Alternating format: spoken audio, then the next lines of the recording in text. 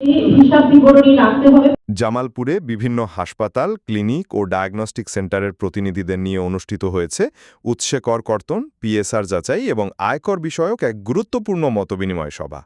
অন্যের আয়ের 10 আগস্ট সোমবার দুপুরে জেলা শিল্পকলা একাডেমির মিলনায়তনে এই সভার আয়োজন করে ময়মনসিংহ কর অঞ্চল পরিদর্শী 2। ময়মনসিংহ কর অঞ্চল 2-এর যুগ্ম কর কমিশনার মোনালিসা শাওরিন সুস্মিতার সভাপতিত্বে সভায় প্রধান অতিথি হিসেবে উপস্থিত ছিলেন রেঞ্জ 4-এর যুগ্ম কর কমিশনার SM গলিব ফারুক। এই সময় বিশেষ অতিথি হিসাবে আরও বক্তব্য রাখেন জামালপুরের সিভিল সার্জন ডাক্তার আজিজুল হক, জামালপুর জেনারেল হাসপাতালের সহকারী পরিচালক ডাক্তার মাহফুজুর রহমান সোহান, জামালপুর বেসরকারি ক্লিনিক ও ডায়াগনস্টিক সেন্টার মালিক সমিতির সভাপতি মোস্তাফিজুর রহমান বাপ্পি এবং জেলা বেসরকারি ক্লিনিক মালিক সমিতির সাধারণ সম্পাদক ABM মাকসুদুর রহমান সোহেল প্রমুখ। সভায় প্রধান অতিথি ও অন্যান্য বক্তারা স্পষ্ট ভাষায় বলেন, পিএসআর যাচাইয়ের মূল উদ্দেশ্য কোনো প্রতিষ্ঠানকে হয়রানি করা নয়, বরং করদাতাদের সঠিক কর ব্যবস্থাপনার আওতায় নিয়ে আসা এবং আয়কর আইন যথাযথভাবে পরিপালনে সহযোগিতা করা। এ সময় জেলার প্রতিটি হাসপাতাল, ক্লিনিক ও ডায়াগনস্টিক সেন্টারকে তাদের প্রকৃত আয় ব্যয়ের হিসাব সংরক্ষণ, নিয়মিত রিটার্ন দাখিল এবং প্রযোজ্য ক্ষেত্রে যথাযথভাবে কর পরিশোধ করার আহ্বান জানানো হয়।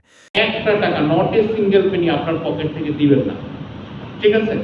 এটা কিন্তু আপনাকে বুঝতে হবে, ঠিক আছে? এবং সরকার দেখেন কত দায়িত্ব আপনাদেরকে দিয়েছে যে আপনি কর কর্তন কর্তৃপক্ষ, একটা আমাদের মধ্যে একটা কর্তৃপক্ষ, ঠিক আছে? এখানে উপস্থিত হয়েছে যে উদ্দেশ্য নিয়ে, সেটি ছিল উৎসে কর। 3টি অংশ ছিল আমাদের। উৎসে কর নিয়ে আমাদের আলোচনা হয়ে গেছে বিস্তর। আমরা জেনেছি আজকে যে আমরা ডিডাক্টিং সকলেই করতে হবে, সমতা আনতে হবে, বৈষম্য দূর করতে হবে, সুন্দর বাংলাদেশ আগামী আমরা দেব। তো আজকের আয়োজন অত্যন্ত চমৎকার।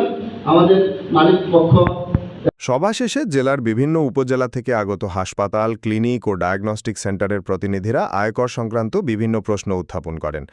আমন্ত্রিত অতিথিরা তাদের নানা প্রশ্নের সন্তোষজনক উত্তর দেন এবং প্রয়োজনীয় পরামর্শ প্রদান করেন। এই ক্লিনিক মালিকেরা জবরদস্তি করে ডাক্তারের কাছ থেকে এই উৎসকর্তন কার্ডটা ডায়ের সাথে আরো এই যে যখন তারা এক্সিবিলিটি আসে, অর্থাৎ ইউনিয়ন পর্যায়ে যারা ছোট ছোট দোকান ভাড়া দেন, যারা ছোট ছোট ব্যবসা করেন, তারা ইনকাম করেন, তাদের পর্যায়ে অ্যাওয়ারনেস পৌঁছিয়ে দেওয়া যায় কিনা। আমরাও চাই সরকারকে সহযোগিতা করার জন্য ট্যাক্স দিয়ে বিভিন্নভাবে, সেই সাথে আমরাও চাই সরকারের সহযোগিতা পাওয়ার জন্য। আমরা ট্রেড লাইসেন্সটা প্রদর্শন করি।